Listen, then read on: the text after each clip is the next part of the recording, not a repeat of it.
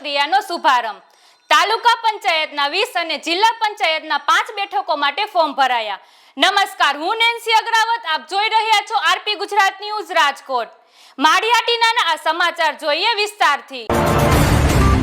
માળિયાટીના તાલુકામાં આજે આમ આદમી પાર્ટી દ્વારા ઉમેદવારી પ્રક્રિયાનો પ્રારંભ કરવામાં આવ્યો। તાલુકા પંચાયતની 20 બેઠકો અને જિલ્લા પંચાયતની 5 બેઠકો માટે ઉમેદવારોએ ઉમેદવારી પત્રો ભર્યા। મહારાણા પ્રતાપ ચોક ખાતે કાર્યકરોના ઉમંગ વચ્ચે ઉમેદવારી પ્રક્રિયાનો શ્રી ગણેશ કરવામાં આવ્યો। આ પ્રસંગે પાર્ટીના આગેવાનો પ્રવીણભાઈ, બચુભાઈ સિસોદિયા, ઘનશ્યામભાઈ સિસોદિયા, રમેશભાઈ કોદાવલા અને પિયુષ પરમાર સહિત મોટી સંખ્યામાં કાર્યકરો હાજર રહ્યા હતા। વધુ સમાચાર માટે જોડાયેલા રહો આરપી ગુજરાત ન્યૂઝ રાજકોટ।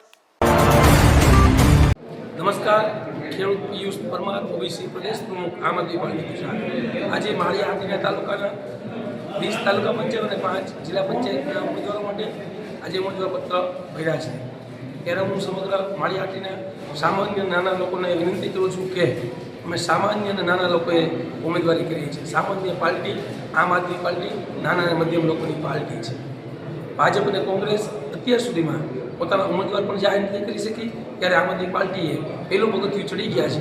આવનાર સમયમાં માળિયાટીના તાલુકાના દરેક સામાન્ય નાના અને ખેડૂત પર વિશ્વાસ છે કે નાના લોકોની પાર્ટી આમ આદમી પાર્ટીને સ્પષ્ટ બહુમતીથી જીતાવી તાલુકા પંચાયતમાં આમ આદમી પાર્ટીની બોડી બેસશે। જય હિન્દ, જય ભારત।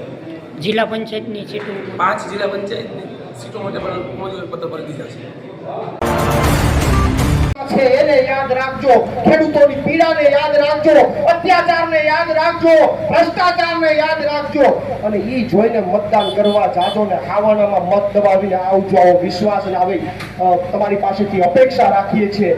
વિશેષમાં વધારે કરતા નથી કરતી માનની પિયુષભાઈ અને અન્ય લોકો ફરીથી જે કંઈ પણ આગેવાનો, જે કંઈ પણ ઉમેદવારોને આમ આદમી પાર્ટીએ પસંદ કર્યા છે એનું કારણ છે કે એ લોકો ડરી ગયા છે, એને ડર છે કે આમ આદમી પાર્ટીના ઉમેદવારો જીતશે, આમ આદમી પાર્ટી કાઠું કાઢશે। આ ડરને કારણે હેપતાઈ ગયા છે, એટલે ગમે ત્યાં ફરિયાદો ઠોકે છે। વાત સાચી કે નહીં? અરે સાહેબ, આ માળિયાની જનતા માટે ને ગુજરાતની જનતા માટે હજી ઢગલા બંધ અને ડઝન બંધ એફઆઈઆર સહી લેવા તૈયાર છે, પણ તમારા આશીર્વાદની જરૂર છે। હજી ડઝન બંધ ભલે એફઆઈઆર આવી જાય, આમ આદમી પાર્ટીનો કાર્યકરોને સહન કરી લેવા માટે તૈયાર છે, પણ તમારે બધાએ કરી ત્યારે ફરીથી આપણે તાકાતથી બધા બોલીએ, બોલો મહારાણા પ્રતાપની લડેંગે।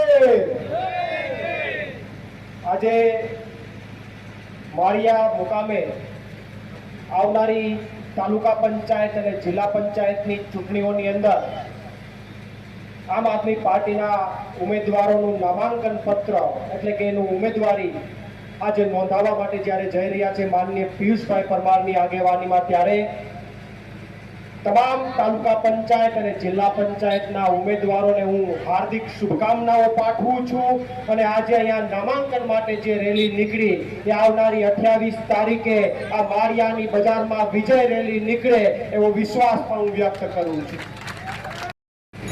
ની દ્રઢ શક્તિ કેટલી છે, એની નિર્ણય શક્તિ કેટલી છે તમને ખબર પડી જાય।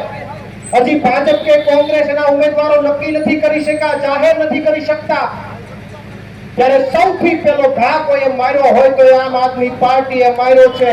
સૌથી પહેલા ઉમેદવારો જાહેર કરવાનું કામ આમ આદમી પાર્ટીએ કર્યું છે અને સૌથી પહેલું નામાંકન પણ આમ આદમી પાર્ટીના ઉમેદવારોનું નોંધાઈ રહ્યું છે। ત્યારે આપણી ગુજરાતીમાં કહેવત છે કે પહેલો ઘા પરમેશ્વરનો, એમ પેલો ઘા માર્યો છે, પેલો ઘા નબળો ન હોય, પેલો ઘા આમ આદમી પાર્ટીએ માર્યો છે ઉમેદવાર જાહેર કરીને, પેલો ઘા નામાંકન પત્ર ભરી આમ આદમી પાર્ટીએ જ્યારે માર્યો છે, ત્યારે પેલો ઘા નબળો ન હોય હું માળિયાની જનતાને કહેવા માંગુ છું।